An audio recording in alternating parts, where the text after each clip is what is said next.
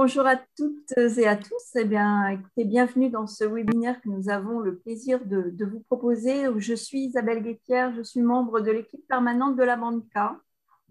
Comme vous pouvez le voir derrière nous, moi et Nicolas. Alors, pour rappel, Banca, c'est un projet qui a été financé par la région et qui est porté par trois entités. Hémisphère de la Cato, l'ARACT et puis l'Université de Lille, et qui a pour mission l'appui à l'innovation dans les pratiques de formation pour les acteurs de la formation des Hauts-de-France, pour faire simple. Alors, l'objet de ce webinaire que nous avons intitulé Les plateformes LMS dans toutes leurs dimensions. Donc, l'objet, c'est d'apporter un regard croisé sur les questions que nous avons identifiées comme des questions vives sur la thématique des LMS et qui peuvent se poser pour un porteur de projet. Alors, porteur de projet, on entend organisme de formation, auto-entrepreneur, petite structure qui propose, qui a un projet de formation, même une entreprise, un service formation d'entreprise. Donc, des questions qui se posent pour un porteur de projet quand il est confronté contraint, même on l'a vu avec la crise sanitaire qui a précipité la digitalisation dans la formation, donc contraint à mettre en place un espace numérique d'apprentissage, un autre nom des LMS. Alors, ces questions vives ne sont pas exhaustives. On a retenu la question des éléments de langage pour préciser un peu le vocabulaire, les usages, les besoins, la place et les pratiques du formateur, l'accompagnement des publics de l'équipe pédagogique, les critères de choix également, comment choisir son LMS et puis les perspectives. Alors, on est bien conscient que chacune de ces questions mériterait à elle seule d'être développée dans un webinaire à part entière et ça fera sans doute l'objet aussi de webinaires ultérieurs. On vous tiendra informé de tout cela. Alors, je remercie les personnes qui ont répondu présentes pour apporter leur éclairage, pour leur témoignage. Je vais les laisser se présenter. Hélène?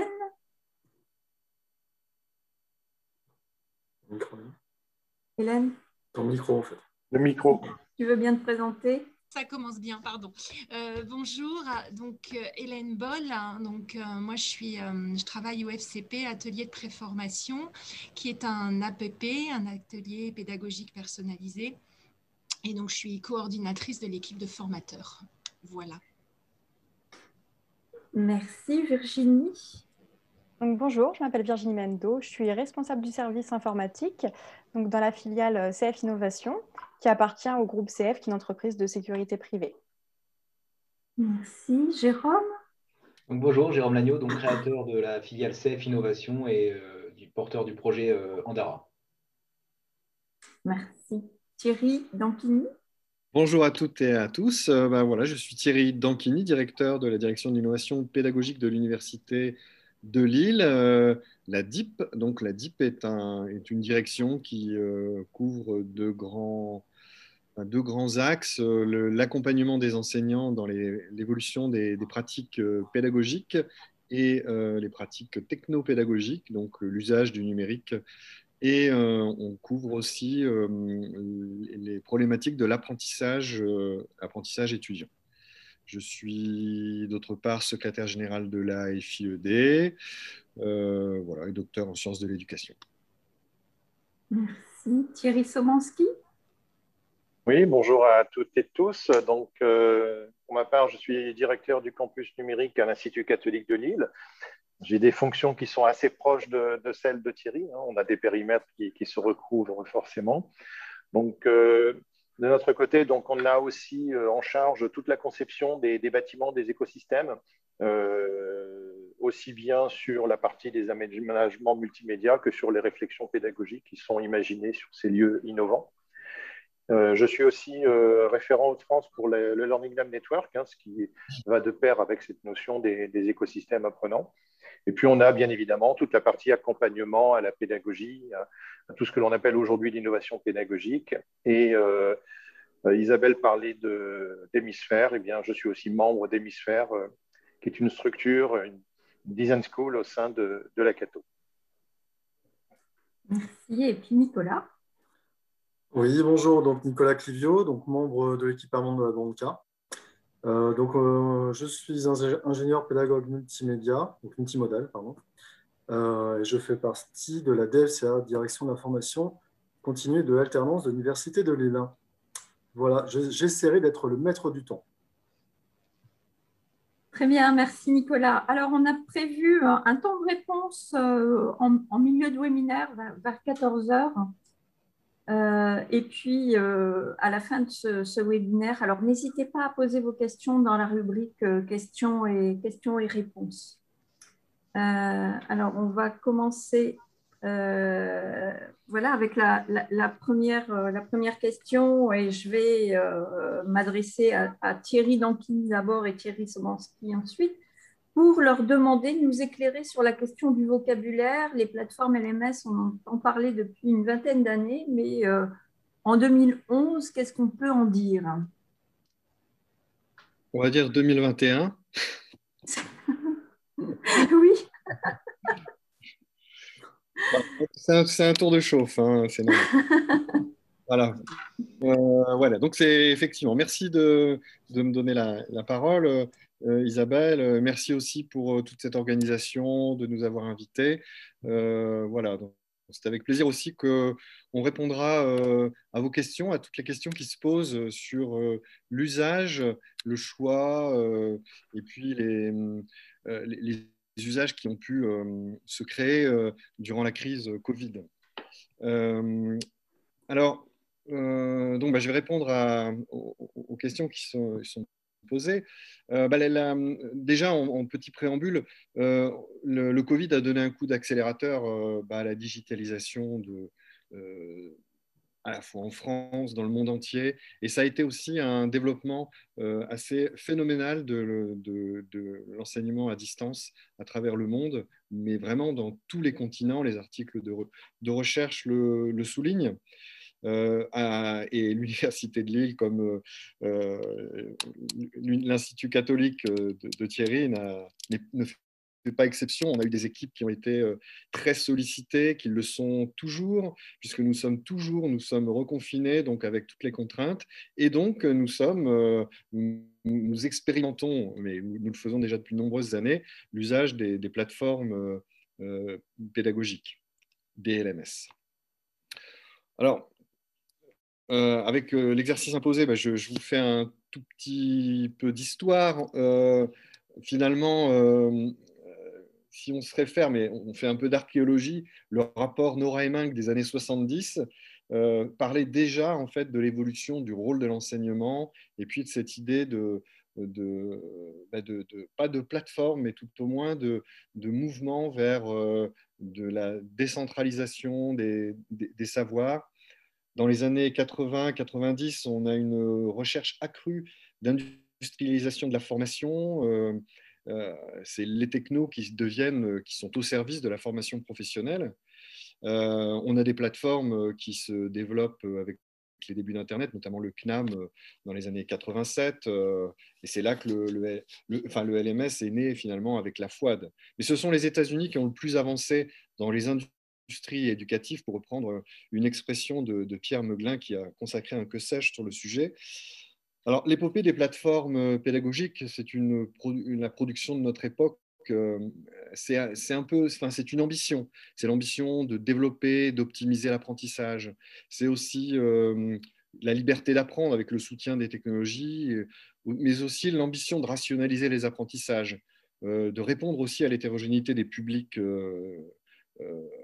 dans l'Hexagone, mais aussi pour faire du business. Et dans le champ de l'éducation français, c'est une nouvelle frontière, de nouveaux espoirs. On parle d'ailleurs, nous en France, nous parlons de plateforme pédagogique, alors qu'aux États-Unis, et c'est le sujet d'ailleurs d'aujourd'hui, on ne doit pas oublier en fait le M de management, car en fait, sur un LMS, le principe, c'est l'administration quand même des utilisateurs, leur suivi, leur gestion, leur évaluation, avoir des indicateurs. On pourra parler des learning analytics, par exemple, mais c'est aussi de déposer des ressources et surtout de mener des activités.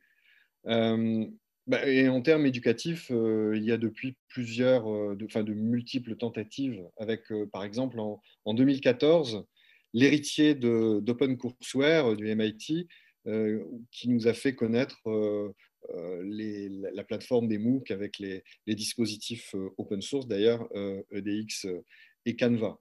Donc, on est maintenant en 2021. Sur un écosystème très varié sur la base d'app sur des smartphones, donc un usage sur toute surface. On est sur du mode propriétaire, on est sur du mode libre, on est sur une richesse d'usage incommensurable par rapport, bien sûr, au premier temps, mais ça, on y reviendra. Le concept a évolué. En fait, c'est fortement lié aux usages pédagogiques et au degré de liberté, à la malléabilité du dispositif proposé. Ainsi, on ne conçoit pas un LMS comme un CMS qui expose du contenu. On parle d'activités qui sont nécessaires au-delà des compétences pour mettre en œuvre, assurer l'engagement ou encore avoir des preuves d'apprentissage. Avec le temps, les besoins se sont développés avec une intention de s'approcher ou de dépasser les limites de la classe. Et c'est le web qui a permis en fait de progresser dans cette voie et qui a permis, par exemple, l'éclosion d'applications qui ont enrichi la vie de cette classe virtuelle. Tout au départ, ces applications étaient difficilement utilisables parce que réparties sur le web.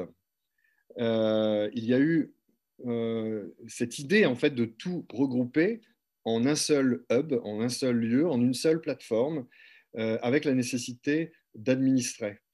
Et donc, il y a eu la naissance des plateformes pour pallier en fait le handicap d'applications distribuées sur le web. Désormais, on peut, enfin, ce qui veut dire que le LMS, finalement, c'est un agrégateur de services, c'est-à-dire qu'il regroupe un petit peu comme dans PowerPoint, finalement, c'est une coquille vide, vous y ajoutez des éléments, comme des images, des films. Et bien, dans un LMS, on agrège en fait des services qui sont répartis sur le web, sous la forme, par exemple, de plugins.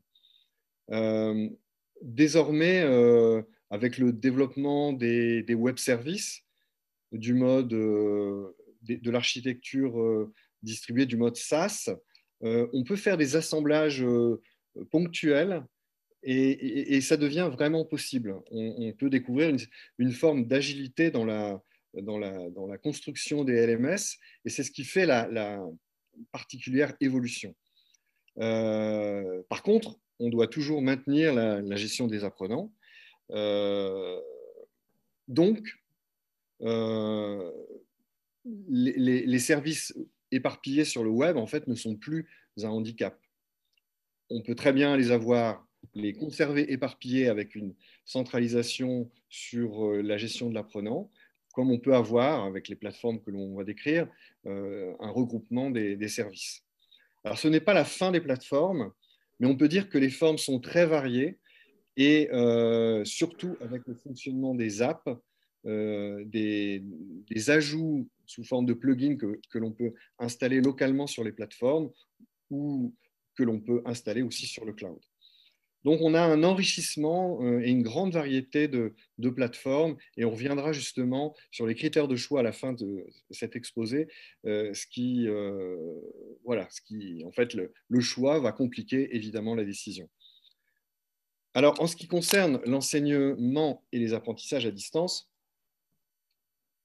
comme nous l'avons dit, on a eu un coup d'accélérateur avec un passage du jour au lendemain au distanciel, avec surtout la difficulté de calquer et l'impossibilité, on l'a vu, de calquer le présentiel sur le distanciel. En fait, on a découvert qu'il y avait énormément besoin d'accompagnement, à la fois pédagogique et aussi dans l'usage du numérique pour la pédagogie. On va appeler ça la technopédagogie. L'exemple de Lille, par exemple, on a connu des milliers de demandes d'assistance qui ont rendu la tâche très difficile aux équipes, et ceci uniquement dans le domaine des LMS. Mais nous avons eu aussi des demandes d'assistance technologique, mais aussi des demandes d'assistance pédagogique. Et en fait, on a aussi insisté sur le fait qu'il fallait accompagner pédagogiquement au-delà des outils. Donc, un cours à distance, on l'a vu durant le Covid, et ça a été confirmé, ça nécessite d'être travaillé pour pallier justement la distance, pour garantir des interactions, des mises en action individuelles, en groupe, en synchrone ou en asynchrone, avec en ligne de mire ce qu'il faut toujours garder dans un enseignement en général et dans un enseignement à distance en particulier, évidemment, la qualité des apprentissages. C'est finalement ça le principal but d'un enseignement en général. Alors, le Covid nous l'a démontré, les étudiants à distance sont d'autant plus en attente de participation active. Les étudiants nous le disent, nous le crient, la téléconférence a ses limites, comme un cours magistral d'ailleurs, en présentiel, peut aussi avoir ses limites. On revient à des fondamentaux pédagogiques. De manière caricaturale, un exemple de cours qui peut aider les apprentissages, ce serait par exemple la présentation de son syllabus, une prise de température du groupe avec un objectif de créer la relation. On parle peut-être pas assez finalement de communication pédagogique, et cette prise de température pourra être prise avec un test type WooClap par exemple, une séance de questions sur des documents préparatoires, un exposé entrecoupé de questions synchrones ou asynchrones, une mise en pratique. Et c'est ça, c'est le point sur lequel je veux insister, la mise en pratique indispensable, la mise en action pour garantir en fait l'engagement des étudiants. Une restitution et bien entendu penser à l'évaluation qui a été la principale finalement difficulté que nous avons connue dans cette phase de Covid, et nous en parlerons aussi dans les critères de choix car l'évaluation sollicite énormément évidemment une plateforme, ne serait-ce que sur les accès simultanés. Je vais m'arrêter là pour laisser de la place à Thierry. Merci Thierry pour cette présentation qui est déjà bien complète. Moi, je vais illustrer sur quelques petites notions parce que on entend parler de CMS, de LMS et de CRM. Et puis après, j'élargirai cette notion-là. Donc peut-être pour rebondir sur les propos de Thierry, si on prend le CMS, qui est un Content Management System, c'est-à-dire un système qui permet de mettre à disposition des ressources, on est sur une mise à disposition qui est statique, c'est-à-dire on va mettre du contenu à disposition et puis on va laisser les personnes venir chercher ce contenu. C'est un choix qui peut être fait pour certains types d'activités, mais c'est un choix qui ne met pas l'apprenant en position active. Donc, en fait, nous utilisons des CMS, mais pour des cas particuliers. Par exemple, quand on met des tutoriaux à disposition ou quand on met des documents support à disposition, on peut très bien utiliser un CMS pour que la communauté puisse aller les chercher, mais on ne considère pas que c'est une activité pédagogique en elle-même. Le CRM, lui, permet de gérer la relation, pour Customer Relationship Management, permet de gérer la relation, en particulier vers ce qu'on appelle les clients dans le monde du retail, mais dans le monde de l'enseignement supérieur, vers nos étudiants. Et c'est quelque chose d'important parce que ça permet de faire créer des notions de communauté entre les étudiants, des notions de groupe pour être capable de les faire travailler ensemble. En fait, on s'est aperçu dans cette période Covid que les étudiants, par le numérique, renforçaient la notion de travail de pair à pair. Et donc, cette notion de lien qui est conservée par la gestion vers les anciens peut être favorisée par ce type d'outil qui est d'abord utilisé à des fins de fidélisation des établissements, mais qui peut être utilisé aussi pour créer des communautés. Et enfin, le dernier, donc le central, le LMS, pour Learning Management System, comme l'a décrit Thierry, donc là, on est dans un système qui est à vocation pédagogique. Donc, c'est un outil, c'est une plateforme qui regroupe un certain nombre d'éléments qu'on pourra décrire peut-être par la suite, mais qui vont du simple dépôt de ressources pour que les étudiants puissent les consulter, jusqu'à des activités qui sont beaucoup plus interactives et qui vont permettre, par exemple, via un chat, via un forum, de pouvoir avoir une interactivité avec l'apprenant. Comme l'a dit Thierry aussi, comme c'est un outil qui est complètement intégré, on pourra avoir des traces d'apprentissage et on pourra se servir de ces traces d'apprentissage pour aider l'apprenant ou pour que l'apprenant lui-même ait une approche réflexive et puisse regarder son évolution. On a par exemple des systèmes qui vont permettre de scénariser au sein de ce LMS des activités pour que l'étudiant puisse avoir une progression qui puisse être non pas une progression comme on l'a habituellement et comme on l'a connu par exemple dans les classes de primaire en disant on a une séance le lundi, une le mardi et c'est ça la progression chronologique, c'est la progression temporelle. On peut imaginer que cette progression soit simplement au rythme de l'étudiant avec un système que l'on appelle de gestion d'activité qui va permettre d'enchaîner les activités au fur et à mesure de la réussite et de la progression de l'étudiant. Alors, ces outils ne sont en fait qu'une partie de l'ensemble de ce que l'on pourrait appeler un espace numérique de travail ou un espace numérique d'apprentissage qui est beaucoup plus large et qui prend l'ensemble. Parce que quand on prend le LMS, Thierry l'a dit sur la partie management, un enseignant qui arrive sur un LMS, il a envie de retrouver ses petits. Et ces petits viennent d'un système administratif dans lequel les étudiants sont inscrits. Et de cette manière, l'enseignant va pouvoir trouver automatiquement tous ces étudiants inscrits à son cours, ce qui va lui permettre facilement de les contacter, de les inscrire à des activités et de pouvoir les suivre dans leur déroulé. Donc, c'est vraiment un ensemble très complet qui est intégré au système d'information de l'établissement et qui permet d'avoir vraiment toutes les briques.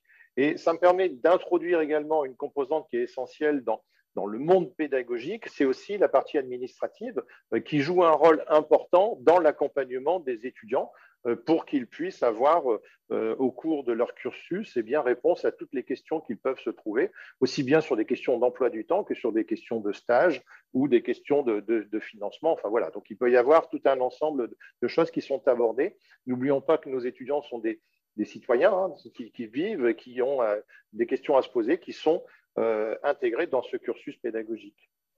Alors, les plateformes évoluent très régulièrement et puis en fait, depuis quelques années, on assiste à une explosion de startups qui naissent et qui essayent de combler des manques qui se trouvent dans certains des outils.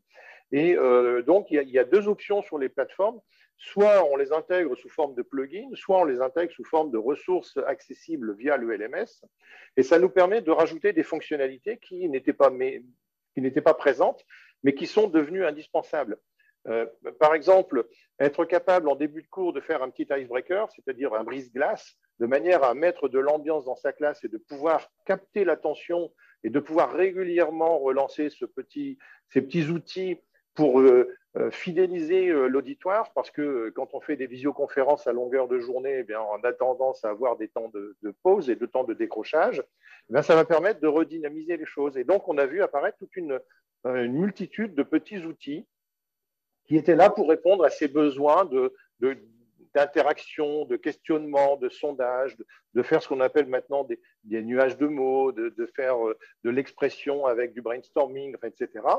Et donc, sont apparus dans la foulée également des outils collaboratifs parce qu'en fait, beaucoup de plateformes n'offrent pas encore aujourd'hui cette possibilité d'une écriture à plusieurs mains. Et en fait, on s'aperçoit, en particulier dans certaines filières, pour médecine par exemple, que les étudiants aiment bien travailler à plusieurs pour prendre ensemble les notes d'un même cours. Et donc, c'est un moyen pour eux de faire cette collaboration. Et là, ça devient un outil pédagogique intéressant parce qu'au final, quand on va sur de la classe renversée, on a cette possibilité de donner un peu de pouvoir aux étudiants pour composer le cours et finalement, l'enseignant a un rôle qui change un peu puisqu'il va valider ce qui aura été noté et donc il y a une construction un petit peu différente de l'enseignement et donc de la pédagogie. Et enfin, pour terminer sur les notions importantes d'un LMS dans le contexte d'hybridation, moi j'insisterai sur le fait que comme l'a souligné Thierry, d'être bousculé par la crise du Covid fait qu'on est très rapidement basculé dans le numérique. Certains enseignants étaient tout à fait prêts, ils l'utilisaient déjà depuis très longtemps, et puis certains se sont retrouvés poussés dedans comme du haut de la falaise. Et donc, ce qu'il faut bien comprendre, c'est que basculer dans le numérique, basculer dans l'hybridation, ça demande à repenser son enseignement. On ne peut pas se contenter de déclamer son enseignement comme on le fait quand on est dans une chaire face à un public d'un amphi, mais qu'il va falloir penser son enseignement avec des activités qui vont être synchrones et des activités qui vont être asynchrones, des temps qui vont être synchrones et des temps qui vont être asynchrones. Pourquoi? Parce que le rythme de l'étudiant va être un peu différent. Et donc, il faut lui laisser cette possibilité d'occuper le rythme à sa convenance. S'il a envie de travailler certaines choses le soir, la nuit ou le week-end, eh bien, c'est lui qui va pouvoir le décider. Et de cette manière-là, eh bien, il va devenir un peu plus acteur de sa formation. Et en général, mais ça va être quelque chose qui va favoriser les résultats de nos étudiants. Et donc, des moyens au sein des plateformes sont mis à disposition des étudiants de manière à ce que cette liberté soit quand même contrôlée, avec cette possibilité de faire des évaluations qui sont formatives, qui ont l'avantage de permettre à l'étudiant, un petit peu comme lors du passage du permis de conduire, on fait le code et on fait des séances de questions jusqu'à arriver au score fatidique de 35, eh bien c'est un petit peu la même chose. On fait ces répétitions, mais finalement, ce bachotage est bénéfique et permet aussi d'apprendre d'une certaine façon et de s'auto-évaluer et d'avoir cette approche réflexive pour les étudiants. Ok, bien, merci à vous pour ce premier éclairage. Alors, on va passer à la question des besoins et des usages dans la formation. Et je vais demander donc à Virginie et puis à Jérôme de nous présenter le contexte de mise en place de la plateforme et nous dire aussi à quels besoins ça répondait la mise en place de cette plateforme. Virginie? Oui, alors donc la plateforme s'appelle Andara. Le projet a été initié par Jérôme Lagneau qui est présent. Elle a été initiée pour CF Innovation pour la filiale Thèse Formation, qui est une filiale de notre groupe, qui est de la formation pour la sécurité privée. C'est une plateforme d'apprentissage sous forme de campus virtuel qui a été créée en 2018. Elle a été créée pour mettre fin aux freins à la formation, que ce soit en termes d'horaire, d'accessibilité, que ce soit l'accessibilité géographique par exemple, ou même les horaires. Chacun ne pouvait pas forcément se rendre à un centre de formation de 9h à 17h. L'avantage de cette plateforme, justement, c'est que tout le monde peut se connecter à l'heure qu'il souhaite et évoluer à son rythme. Ça permet, sur cette plateforme, il y a diverses ressources pédagogiques, donc que ce soit des documents en PDF qui soient consultables directement sur la plateforme ou même téléchargeables. On y trouve aussi également des vidéos, des quiz comme vous pouvez le voir sur la capture d'écran, ou également des simulations d'entretien ou simulations comportementales.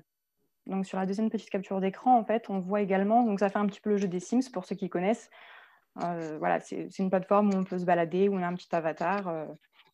Donc cet avatar, justement, permet d'avoir vraiment son propre personnage et d'avoir un contenu personnalisé avec les formations qui sont adaptées à l'utilisateur. Sur cette plateforme, on peut également échanger, poser des questions aux formateurs, échanger avec les autres apprenants à l'aide d'un chat. Et on peut vraiment se balader comme si on était réellement dans un campus, évoluer à son rythme et échanger avec tout le monde. Donc, Jérôme, je te laisse compléter la suite si tu veux. Non, mais déjà, c'est bien parce que tu as tout dit. J'essaie de faire restreint. Non, mais c'est cette plateforme, elle part d'un besoin, effectivement, du terrain, d'essayer d'adapter le besoin vraiment à nos agents qui avaient des difficultés d'électronisme, si c'est bien le mot actuel, et d'alphabétisme aussi. Donc, c'était de trouver le bon format pour permettre de les engager, puisque j'ai entendu le mot d'engagement aussi. Voilà, c'est sur ça où on s'est posé, c'est quel LMS, quel système était capable de recueillir nos ressources, quelles qu'elles soient, pour fédérer en fait l'engagement surtout des stagiaires et puis après aussi des équipes pédagogiques. Que dire d'autre effectivement, ce qui change, effectivement, c'est aussi la capacité, alors c'est bien parce qu'il y a deux Thierry, donc je pourrais dire, comme l'a dit Thierry, sur les multiples façons de gérer l'apprentissage. Par exemple, on a quelque chose qui a énormément plu auprès de nos agents dans la typologie, c'est d'accéder à des ressources où on ne faisait pas forcément appel à des besoins purement théoriques, mais on a pu y mettre des besoins pour favoriser la mémorisation ou l'observation, c'est-à-dire qu'en les mettant dans des atmosphères où ils devaient contrôler, enregistrer des informations de manière visuelle. Et ça a favorisé aussi la translation sur le domaine professionnel. Comme je suis désolé, comme je ne sais pas si j'ai le maître du temps, parce que j'ai souvent tendance à… Ah bon, bah, ça va si j'ai le temps, mais si on me laisse parler après, c'est dommage pour vous. Non, non, ça va. On a juste une question autour de l'intelligence artificielle. Est-ce que la plateforme, est-ce que vous pourriez peut-être nous donner quelques indications techniques? Est-ce que… Alors, comme l'a dit Thierry, l'historique est assez long. Donc nous, effectivement, la plateforme, elle est quand même il y a quand même 5 ou 6 ans qu'on est dessus, mais il y avait déjà beaucoup de choses qui existaient avant. Donc on a grandi d'abord en essayant de réfléchir quel était le meilleur support pour tous nos agents. Ensuite, on a aussi appris parce que, comme ça a été rappelé, entre mettre des ressources de type PDF juste en consultation et puis de rendre des choses beaucoup plus interactives, on a continué à progresser. Et aujourd'hui, effectivement, on a atteint un niveau de satisfaction assez intéressant de la part des apprenants sur notre plateforme. Reste effectivement à rendre la chose encore plus engageante, c'est-à-dire puisqu'on a on a des formateurs aussi qui sont formateurs facilitateurs, ils n'interviennent presque plus en fait auprès des apprenants, c'est-à-dire qu'ils contrôlent juste que les activités soient faites, mais il nous manque encore une petite interaction pour que ça soit fluidifié, et parce que l'idée aussi, c'est que, comme l'a rappelé en introduction Virginie, c'est que ce soit accessible n'importe où, n'importe comment, quand j'en ai envie et quand je peux. C'est ça aussi, puisqu'on a aussi, nous, des salariés qui utilisent cette plateforme. Donc, ils sont, par exemple, on a des salariés qui sont en forme d'apprentissage en ce moment. J'en ai certains qui se connectent le soir quand les enfants sont couchés ou quand… voilà, donc de répondre à un besoin particulier. Et aujourd'hui, nos formateurs, par exemple, on a eu un long week-end de Pâques, j'ai eu quelques messages sur ma plateforme, mais si on avait quelquefois en fait, l'intelligence artificielle qui me permettait en fait, de faciliter la continuité du parcours en fonction du désir de l'apprenant en face, c'est la dernière solution, c'est la dernière partie sur laquelle on est en train de se pencher sur Andara et sur ça. Et puis, un dernier point aussi, mais qui est la reconnaissance aussi biométrique pour certifier aussi l'accès à la plateforme et rassurer nos certificateurs métiers aussi. Merci Jérôme. Alors, on a 2 questions et puis après, on passera à la présentation d'Hélène. Donc, je vais les poser là tout de suite. Donc, quel est le LMS qui supporte Andara? Et puis, quelle est la plus-value d'intégrer un environnement virtuel à la mode des Sims? Alors, effectivement, ce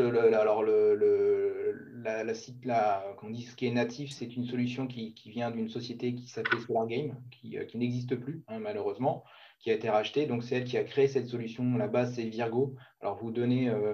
c'est là où mes limites vont et j'ai besoin de force vive comme Virginie pour ses précisions techniques. Mais globalement, non, c'est une situation. En fait, c'est une plateforme qui était d'existence, mais mal utilisée, en fait, à mon sens. C'est-à-dire qu'on avait une belle voiture, mais on ne la conduisait pas très bien pour la formation professionnelle.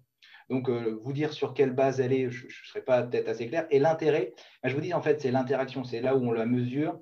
C'est que l'engagement est plus simple par rapport, et peut-être, et encore une fois, ça se discute en fonction du public qu'on vise. Moi, je cherchais vraiment à rassurer les apprenants. Donc, dans un premier temps, de ne pas arriver sur une atmosphère numérique comme on le connaît. Voilà, j'en sais rien, une plateforme, enfin pas une plateforme, mais des choses assez basiques. Là, on rentre dans un jeu. Et par exemple, ce qu'on a pu mesurer, c'est que on a même ça a facilité les interactions entre stagiaires, sur des gens qui, des fois, dans une salle de cours, n'osent pas se parler parce que ce n'est pas eux qui se mettent en danger, mais c'est leur avatar, par le biais du numérique. Donc, les échanges entre apprenants, ça l'a favorisé à la fois sur l'approche de l'engagement, c'est un jeu, donc ça approche plus, et les interactions aussi entre stagiaires.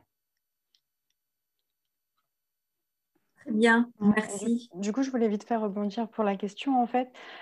Donc, c'est vraiment un logiciel qui a été conçu, voilà, un logiciel qui a été conçu donc, pour le projet initié par Jérôme. Et ça ne dépend pas d'autre chose, en fait. D'accord. Alors, on a une question sur la certification pour les apprenants. Peut-être déjà Jérôme et puis ensuite Thierry, si vous avez des éléments. Est-ce qu'il est envisageable? En fait, la question, c'est est-il envisageable une certification pour les apprenants? Nous, la finalité, par exemple, en ce moment, on a un stage avec 12 stagiaires en apprentissage et ils préparent une certification, donc un diplôme d'agent de sécurité et de sûreté privée qui donne un niveau bac, donc ce qui est pas trop mal hein, pour un truc en distance pour notre niveau et pour notre métier. Donc, la certification, elle est… Alors, si c'est ça, c'est le diplôme. Après, la certification, je ne sais pas, c'est peut-être les Thierry, je ne sais pas, sur comment on peut certifier la qualité d'un LMS ou peut-être ça, une certification de l'outil en lui-même. C'est la certification, oui, dans l'optique, je pense, d'un diplôme pour les apprenants. C'est ça, donc c'est bien ça. Et je vous dis, la seule distinguo, parce que nous, on est dans une branche assez sclérosée de temps en temps, ou un peu, voilà, c'est la sécurité privée, on dépend du ministère de l'Intérieur, donc on se pose toujours plein de questions. Et la dernière chose, c'est, comme plein d'autres diplômes, hein, mais il y a plein d'autres systèmes qui existent déjà, c'est comment on certifie, c'est toujours ce qu'on donne, comment on certifie que c'est la bonne personne qui est derrière la plateforme et qui passe l'examen. Voilà. Donc, d'où notre approche biométrique. D'accord. Alors, ça suscite énormément de questions. Alors, une toute dernière, et puis après, on passera à la présentation d'Hélène. Est-ce qu'il faut un navigateur? Est-ce que ça nécessite un navigateur? Est-ce que ça fonctionne en ligne ou est-ce qu'il faut un logiciel spécifique type navigateur? Oui, la plateforme, à partir du moment où j'ai un navigateur, n'importe quel type de navigateur sur n'importe quel type d'ordinateur ou de matériel, puisqu'elle fonctionne sur smartphone, sur tablette et sur ordinateur. La seule chose, c'est que par exemple, on a différencié l'accès sur smartphone parce qu'on estime que l'engagement apprenant n'est pas du tout le même dans ce qu'on se veut sur certaines finalités. Donc, il y a certaines phases de l'apprenant qui ne sont accessibles que par smartphone, notamment la partie évaluation où je peux le faire sur mon smartphone, mais il y a certaines scènes, on souhaite qu'elles ne soient réalisées que sur un ordinateur ou sur une tablette qui a un format nécessaire pour pouvoir consulter certains contenus. D'accord, très bien. Thierry Dantini, tu lèves la main? Pour la certification et la sécurisation, le biométrique peut être une solution. À l'université de Lille et dans d'autres universités, on a utilisé des solutions tiers type Manage Exam pour les examens télésurveillés où en fait, on vérifie avec une webcam si la personne est toute seule, si elle n'a pas d'aide, et la personne est filmée et tout ce qui est sur l'écran est filmé en même temps, ce qui permet en fait de faire un examen à distance. Donc, il y a d'autres solutions qui existent comme ça. Nous, on a retenu Manage Exam. Voilà. Très bien, merci. Nous, pour notre part, on part sur une solution parce qu'on part sur une solution de vocale, c'est-à-dire de poser des questions différentes et c'est la voix qui identifiera la personne. C'est bien. Ok. Merci. Alors, Hélène, je vais m'adresser maintenant à Hélène Boll. Pour vous, les usages, alors vous êtes dans un contexte bien particulier, hein, donc de la pédagogie des APP, et du coup, quels sont les usages de la plateforme que vous utilisez? Alors, comme on le disait tout à l'heure, donc je travaille dans un APP. L'APP, c'est donc d'abord une démarche pédagogique qui est centrée sur la personne, avec un parcours qu'on va individualiser et personnaliser en s'appuyant sur des modes pédagogiques assez différenciés. Et dont le mode essentiel, c'est l'auto-formation guidée. Et donc, dans un premier temps, l'utilisation de la plateforme, elle s'est inscrite dans ce mode pédagogique d'auto-formation guidée où on a travaillé avec la plateforme comme étant une ressource supplémentaire de support de travail pour les stagiaires en autonomie. Ce qui a du coup, je dirais, favorisé deux choses, c'est d'accompagner les personnes, parce que c'est des personnes qui rentrent sur l'APP, ce sont des personnes qui sont en situation d'illettrisme ou qui ont besoin de remise à niveau pour entrer sur des formations qualifiantes ou certaines sur des préparations de concours. Et donc, c'est vrai que la plateforme, au départ, elle a vraiment été utilisée dans le sens aussi de leur faire gagner en autonomie, mais aussi, ça s'est révélé être aussi un bon moyen pour les familiariser avec l'outil numérique dans sa globalité. Donc voilà, et puis est arrivé le confinement, où là, la formation à distance pour ces publics, c'était un petit peu compliqué. Et puis, ça a été aussi un révélateur pour l'équipe des formateurs de se dire, mais on a un outil, finalement, qu'on n'exploite pas dans toute sa dimension.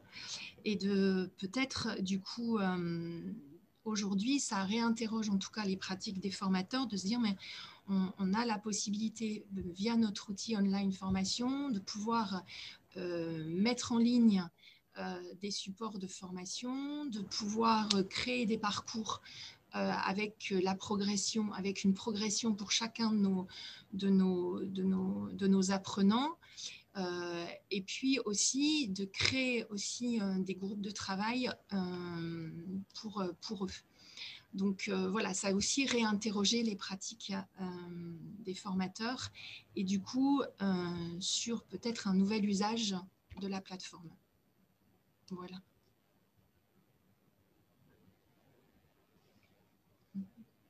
Je vais mettre mon son. Merci Hélène. Il y aura sûrement des questions après, ou un développement sur effectivement les pratiques des formateurs et puis l'accompagnement. J'ai encore une dernière question plutôt, oui, sur la certification. Est-ce qu'il y a une certification AFNOR sur les LMS? Je ne sais pas qui peut répondre. Thierry a encore levé la main ou...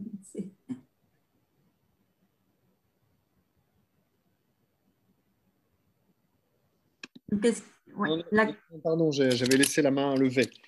D'accord. Ça fait pas mal au bras, alors je l'ai laissé lever. Alors, si moi, la seule chose, si je peux, en fait, parce que ça m'a intéressé rapidement, parce que dans nos domaines, on est certifié qualité depuis un petit bout de temps, on a une obligation, enfin, même si la qualité, ce n'est pas une obligation, il faut la mettre en place.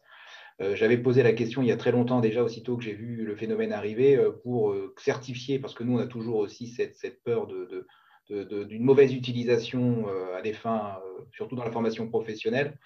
Et aujourd'hui, donc, on est également membre du forum de la formation à distance, sur lequel, par le biais aussi d'un syndicat dont je fais partie qui s'appelle l'UNAFOS, qui est l'Union nationale des acteurs de la formation en sécurité, pour essayer quand même de tracter pour commencer à voir, alors on aime bien ça en France, les normes et les choses, mais au moins quelques basiques pour s'y retrouver sur le marché.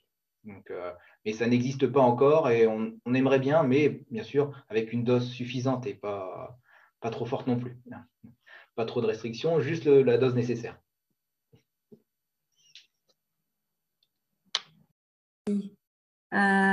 On va peut-être passer à la question, au point suivant, Nicolas. Du coup, sur repenser son enseignement. Donc, Thierry Nanchini, Si on aborde maintenant la question des activités des formateurs, donc on imagine que la digitalisation, la mise en place des plateformes, c'est quand même une source d'innovation, du coup de réingénierie, on pourrait dire ça, réingénierie du métier de formateur, hein, c'est ce qu'on peut dire. Oui, oui, on peut dire plein de choses. Là, faut parler en peu de temps. Bah, bon, c'est vrai que tout change dans notre monde, hein. On a si on fait une petite bibliographie des auteurs, on a Joël de Ronet pour les plus connus, Jacques Attali, Michel Serres, qui disent que la société change dans les manières d'apprendre et d'enseigner. On nous dit aussi que dans le domaine des neurosciences, que notre cerveau est en perpétuelle évolution et on nous apprend, les neuroscientifiques tendent à vouloir nous apprendre, à nous servir de notre cerveau. Donc, ce n'est pas un vain mot de dire que les temps ont changé. Et je dirais il y a des auteurs en sociologie comme Lipovetsky qui disent que nous sommes dans une ère de l'émotionnel. On parle d'ailleurs de marketing émotionnel. Donc, notre environnement global en fait conspire à nous offrir finalement le meilleur confort possible. Les smartphones sont un exemple, hein. Un enfant peut servir d'un smartphone ou bien une personne âgée. On est sur une forme de règne de l'optimisation de l'expérience utilisateur avec le design UX, User Experience. Et c'est aussi le règne de l'optimisation de l'apprentissage, des environnements capacitants. Et donc, le formateur en question doit tenir compte de cette nouvelle donne. Et les formateurs ont dû, puisqu'on parle des formateurs, ont dû apprendre à hybrider leurs cours subitement. Mais hybrider, ça signifie en tout cas une partie à distance, une partie en présentiel. On peut aussi avoir du comodal, mais là, c'est une autre modalité. Donc, cette hybridation qui est une moitié de mise à distance euh, est nécessaire pour s'adapter donc à un bon nombre de situations. Et donc la question qui se pose aux formateurs, c'est comment améliorer l'expérience utilisateur finalement. Donc on a des possibilités, hein. On peut très bien ne pas mettre en place une forme de surenchère technologique et travailler de manière un peu paradoxale en minimisant l'usage des technologies, en travaillant un peu à l'ancienne. Ou alors on peut s'inscrire dans le multimodal. D'ailleurs, je dis multimodal parce qu'on dit de moins en moins multimédia maintenant. Et il y a une formation que je connais bien qui a transformé le M de multimédia en multimodal. Et par multimodal, on peut avoir, par exemple, des formes comme la vidéo, le jeu sérieux, la réalité virtuelle, le jeu sérieux qu'on vient de voir d'ailleurs avec nos collègues. Mais au final, qu'importe la méthode, ce qu'il est nécessaire, c'est de cultiver l'engagement des apprenants. Si on arrive à engager les apprenants dans une démarche éducative, tout est gagné, que ce soit hybridé ou pas, hein. Mais à distance, il faut apprendre justement à cultiver cet engagement des apprenants, comme je le disais précédemment, en multipliant les activités engageantes. C'est le seul moyen. Et donc de ne pas avoir des méthodes transmissives, mais des méthodes où on construit le savoir. C'est la méthode peut-être une des plus engageantes pour les apprenants. On a des spécialistes des sciences de l'éducation aussi dans nos visiteurs, donc ce serait intéressant qu'ils puissent réagir. Et d'ailleurs, la méthode que j'aime bien poser, la plus puissante dans un enseignement à distance, pour moi, elle tient en 3 mots. Et à votre avis, c'est laquelle? En 3 mots, quelle peut être la méthode la plus puissante en 3 mots? Eh bien, pour moi, c'est poser des questions. Voilà. C'est le meilleur moyen, finalement, qui fait avancer le monde. Et c'est ce qui fait d'ailleurs avancer ce webinaire au passage. Alors, ceci dit, même si on ne veut pas utiliser les technos, finalement, un acte pédagogique implique de toute façon, à un moment donné, une technologie, un outil. Et donc, c'est pareil, parfois, le pédagogique et le technique n'est pas une bonne, les opposer n'est pas une bonne stratégie. Au contraire, il faut les faire travailler en symbiose. Et c'est pour ça qu'il est important, en fait, de former les étudiants au numérique. Euh, et pour ça, nous avons maintenant une plateforme qui s'appelle le PIX, euh, qui remplace le C2I. Il y a d'ailleurs un C2I enseignant qui existe toujours, mais le PIX est un très bon outil, une très bonne plateforme pour aider, indépendamment de l'aide que peuvent fournir des services d'appui, comme il y a aussi à l'Institut catholique avec Thierry.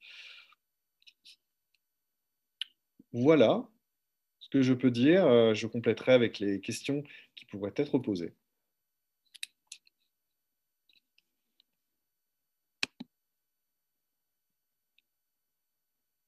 Pour poursuivre, si je reprends les points que Thierry a évoqués, et puis pour peut-être suivre ceux qui sont évoqués sur le transparent, enfin sur le PowerPoint, le slide. L'évolution du métier, le maintien du lien avec l'apprenant, c'est vrai que c'est une question qui est quand même très, très importante aujourd'hui parce que le numérique fait craindre beaucoup de choses chez certains enseignants. Je dirais qu'à la limite, certains pourraient se dire, et certains se disent d'ailleurs, mais si je numérise mon enseignement et que je le mets à disposition, par exemple sous la forme d'un MOOC, hein, comme l'a évoqué tout à l'heure Thierry, mais à quoi je sers? En fait, voilà, je pense qu'on peut rassurer. Le lien, le côté humain est vraiment fondamental dans l'apprentissage. Le numérique, c'est un outil dont il faut savoir se servir. C'est un outil qui permet de te mettre à disposition un certain nombre de choses, donc des ressources, des documents, des activités, etc. Mais le lien avec l'enseignant, il est vraiment fondamental. Donc, néanmoins, le métier de l'enseignant, lui, il évolue. Alors, il évolue parce que tout le contexte est en train d'évoluer. D'abord, on a un contexte technologique qui évolue à une vitesse phénoménale. Aujourd'hui, on est capable d'avoir dans son smartphone toutes les librairies nécessaires pour suivre ses enseignements. Donc, on a vraiment des capacités de mémorisation qui sont maintenant déportées de nos cerveaux vers des outils. Et puis, on recherche avec des moteurs de recherche intelligents la bonne réponse à la question. Mais au final, on a besoin d'inculquer d'autres notions. Face à cette infobésité, par exemple, la notion de discernement. Comment éduquer nos jeunes pour qu'ils puissent, face à cette multitude d'informations disponibles, eh bien, extraire les informations les plus fiables, les plus réelles et qui correspondent vraiment à ce que l'on étudie. Donc le lien vers l'enseignant, il est vraiment primordial. Et par exemple, quand un enseignant démarre une séquence pédagogique, il est important qu'il donne ses sources. Parce que s'il laisse le libre cours à l'étudiant pour aller chercher par lui-même, ben, il va être confronté à ce qu'on appelle la sérendipité. Et puis, l'étudiant va rebondir de site en site pour finalement trouver des choses qui ne l'intéressaient pas du tout au départ. Il va s'égarer, il va perdre son temps et finalement, il ne va pas répondre aux besoins d'apprentissage qui étaient la cible et l'objectif pédagogique au départ énoncé par l'enseignant. Donc le lien, il est vraiment très, très important. Donc le contexte technologique, il évolue. Il y a un contexte aussi générationnel. Alors on parle de génération X, Y, Z, etc.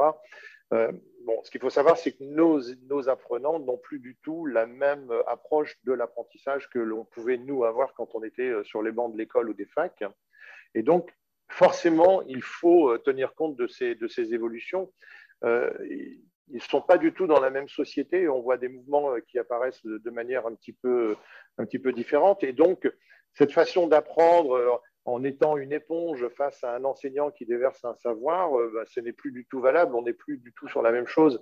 Et donc, on est en train de passer sur la notion de connaissance vers la notion de compétence.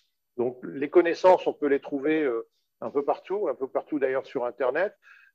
L'enseignant, il est encore détenteur du savoir dans le sens où il a un savoir, et c'est normal, il en est détenteur, mais ce qu'on va lui demander davantage, c'est de pouvoir faire migrer ses connaissances vers ce qu'on appelle des compétences. D'ailleurs, dans l'exemple que prend Thierry sur le PIX, qui est un bon outil de certification de compétences numériques, on voit l'évolution par rapport au C2I où on avait des questions qui étaient des bases de connaissances et on interrogeait sur des connaissances. Et puis sur PIX, maintenant, on commence à dérouler des scénarios qui permettent de mettre en avant des compétences. Et donc, on a ce mouvement qui est en train de se produire. Et donc, la place de l'enseignant, elle est vraiment fondamentale. Alors, ce qui est également très, très important, c'est cette notion de diversité pédagogique. Et je pense que là, l'homme, il a un rôle majeur à jouer parce que ce qui va faire la force d'un enseignement réussi, c'est aussi cette capacité à rebondir en fonction de l'état des apprenants que l'on a face à nous. Il ne faut pas oublier que l'enseignant est aussi un acteur et il faut lui laisser cette place dans l'apprentissage. Donc le numérique va permettre d'automatiser des choses et va permettre certainement d'enchaîner de manière au rythme du participant des activités, mais l'enseignant, il est toujours là à un moment donné pour capitaliser, pour rebondir, pour restructurer, pour faire converger les notions qui sont apprises. Donc c'est vraiment quelque chose qui est vraiment fondamental dans cette présence. Alors, on a évoqué la question de l'évaluation à distance et puis la question a été posée sur les outils. Alors, c'est vrai qu'il existe beaucoup de solutions qu'on appelle de proctoring qui contrôlent un certain nombre de choses. Et c'est vrai qu'on a toujours la crainte, le risque par rapport à des certifications. Si je prends, nous, les plus hauts niveaux, et Thierry le fait aussi, par exemple, en fac de médecine, nous-mêmes, on le fait sur notre faculté de médecine, les enseignements, les évaluations, par exemple, pour l'examen de l'internat qui se déroule en 6e année de médecine, se font de manière numérique, mais en présentiel. Alors, pour une double raison, c'est parce qu'on veut aussi qu'il y ait une égalité des chances et une équité de traitement, c'est-à-dire que tous les étudiants se trouvent avec exactement le même dispositif, qui est une tablette numérique, d'un modèle que je ne citerai pas, mais bon, qui est mis à disposition. Ils sont tous dans le même lieu et donc globalement, ils composent tous de la même façon. Par contre, la surveillance reste une surveillance à l'ancienne, avec des contraintes qui vont très loin, comme ne serait-ce que de dégager les oreilles pour vérifier qu'il n'y a pas quelque chose au niveau des oreilles. Mais cette notion de distanciel, cette fois-ci d'évaluation à distance, donc on peut rentrer dans des solutions qui vont mettre des technologies, que ce soit des caméras, que ce soit des systèmes d'intelligence artificielle qui vont reconnaître la frappe de l'étudiant sur le clavier pour vérifier que c'est bien lui qui est en train de composer. Donc il y a beaucoup de solutions différentes qui existent, mais néanmoins, ces solutions, elles ne sont pas aujourd'hui fiables à 100%, elles ne sont pas non plus économiquement toujours accessibles à tout le monde. Nous, ce que l'on prône en complément de ça, parce qu'on utilise aussi des caméras pour surveiller, mais ce qu'on prône aussi, c'est tout simplement la variété dans l'évaluation. Et ça, c'est quelque chose qu'on verra peut-être un peu plus tard dans le déroulé de ce webinaire. C'est qu'il est important aussi de repenser son évaluation. L'évaluation fait partie intégrante du processus pédagogique dans lequel on va délivrer son enseignement et il ne faut pas qu'elle soit décorrélée du processus d'apprentissage, mais il faut qu'elle puisse permettre effectivement de vérifier l'acquisition des connaissances et l'acquisition des compétences. Et donc ça, ce sont des choses qui sont essentielles de dire à un moment donné, mais vous avez beaucoup d'outils, sans parler de technologie, qui permettent déjà de vérifier un certain nombre de choses. Ne serait-ce que de donner des devoirs différents ou même si on utilise des plateformes simples, de mettre de tirage aléatoire de questions. Il y a des outils assez simples avec du temps limité qui permettent déjà de contrer bien des systèmes. Très bien, merci, merci Thierry. Alors, je vais m'adresser maintenant à Hélène et puis à Virginie. Alors, Hélène, par rapport aux points qui ont été évoqués, justement, comment l'utilisation de la plateforme dans l'APP oblige le formateur, l'équipe pédagogique à modifier les pratiques pédagogiques. Qu'est-ce que ça change pour le formateur?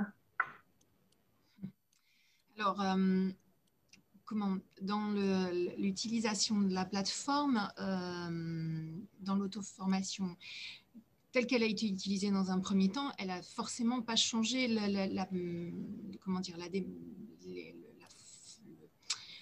l'aménagement pédagogique. Mais par contre, une fois qu'on met en place la FOAD, on est obligé de créer un cadre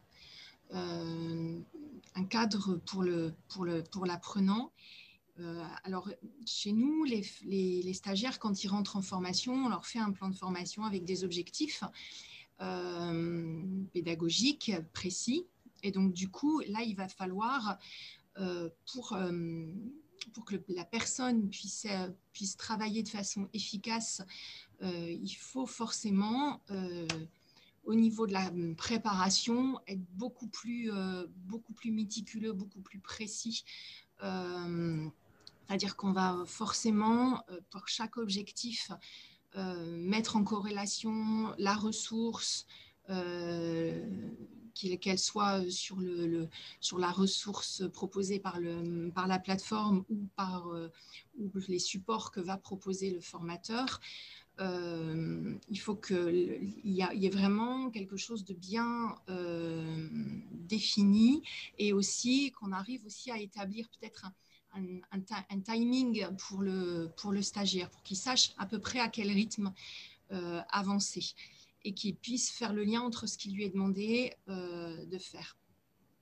Ce qui est aussi essentiel, c'est qu'on ait vérifié en amont que le stagiaire il soit assez autonome. Alors pour nous, parce qu'on est avec un public en situation d'illettrisme, hein, c'est hyper important de vérifier qu'il soit assez autonome pour travailler de chez lui, et aussi qu'il ait l'équipement nécessaire. Donc ça, c'est aussi des choses auxquelles il a fallu qu'on pense.